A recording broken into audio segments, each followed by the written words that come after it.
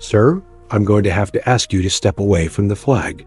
The airport manager's voice cracked through the tension, authoritative, but unraveling.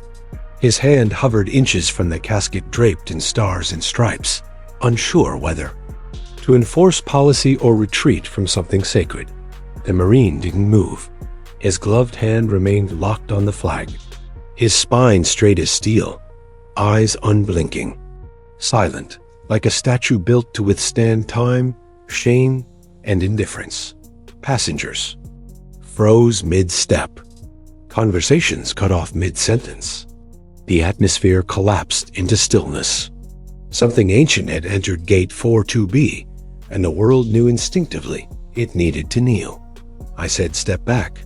You're not allowed to handle the cargo." The manager repeated himself louder this time, trying to mask unease with authority. He motioned to security. He didn't understand. He couldn't. Still no response. Then the Marine spoke. Low, even, etched in stone. "With all due respect, sir, this isn't cargo. This is a Marine, and I will not leave his side." A TSA agent stepped forward. "We have protocols. You're delaying operations." The Marine turned his head with the weight of a man carrying two wars, one behind him and one in front. "There are protocols," he said. "And then there's honor." Behind him, the flag remained flawless. No wrinkles, no folds, no surrender. Beneath it, Corporal Jake Morrison, 23, killed in action. He didn't walk off the plane. He never would again.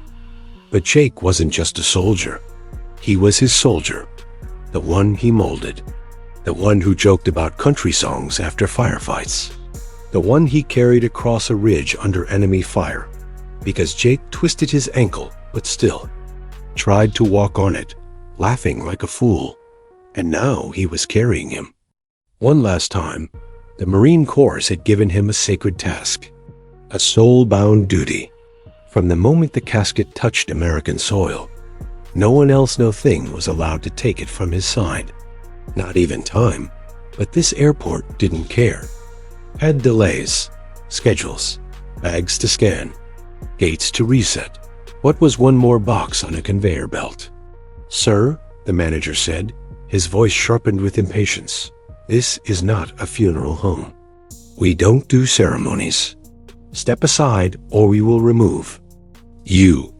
He could have explained it all, the code, the ritual, the centuries-old tradition, passed in blood and silence from warrior to warrior. But something deeper held him in place. Memories surged forward. Jake's stories about his mom's lemon pie, his dad's fishing trips, his sister's graduation. He missed Jake humming country roads after every mission, grinning like it was his secret way back home. This wasn't a delivery, it was a final march. Sacred homecoming, and the only thing separating Jake from being forgotten was the man standing between policy and principle. Then a child's voice pierced the rising heat. "Why is he touching the flag, Mommy?" A little girl, 6 at most, stood at the edge of the gathering crowd, holding a worn-out teddy bear. Her mother tried to pull her back, but the Marine looked down and nodded. "Because," he said softly, "he's making sure someone gets home." The manager blinked. Security froze. It changed then, not through orders, but through silence. The kind of silence that makes grown men feel small. The Marine leaned down, voice just loud enough to break the veil. "This man gave everything. This flag isn't decoration. It's a promise." Then he walked slow, uncheckable, not because he was allowed, but because honor didn't wait for clearance. He led the casket through the terminal like a procession through a cathedral. The floors didn't shine enough to reflect it, but the moment did. People stood. Hats came off. Hands moved to hearts. A Vietnam vet saluted from a wheelchair, his hand shaking with memory. Tears rolled silently down strangers' faces. Phones lifted, not for clout, but for reverence. Someone began to sing the national anthem, trembling through the first few notes. Then another voice, then another dot, and suddenly, in the heart of an airport, a nation sang itself awake. By the time they reached the family at the gate, the Marine's gloves were drenched. His muscles ached. His throat burned, but he never faltered. The mother collapsed when she saw the casket. The sound she made wasn't just grief. It was a mother's soul shattering in real time.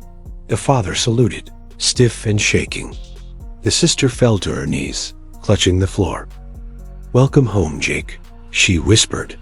The Marine stood still, a monument of muscle, and will then dash. Finally, he released the flag, folding it, sharp, precise, reverent. He knelt. Placed it in the mother's trembling hands, and said the words that had kept him breathing since Kabul. He didn't die alone. He was loved. He was honored. Then he rose, shoulders squared. Eyes wet but clear. The airport manager stepped forward. No longer the man from earlier. Voice hushed. I didn't understand," he said. "I'm sorry." The Marine nodded once. "Now, you do." Applause followed. Not wild, but slow. Heavy. Sacred. A cathedral clap echoing down terminal walls, built for luggage. Now baptized in truth, because for one impossible moment, America remembered. If this story broke through your chest, hit that like button, subscribe to the channel, and drop a karma in the comments. Tell us where you're watching from, and let's never forget what it costs to come home.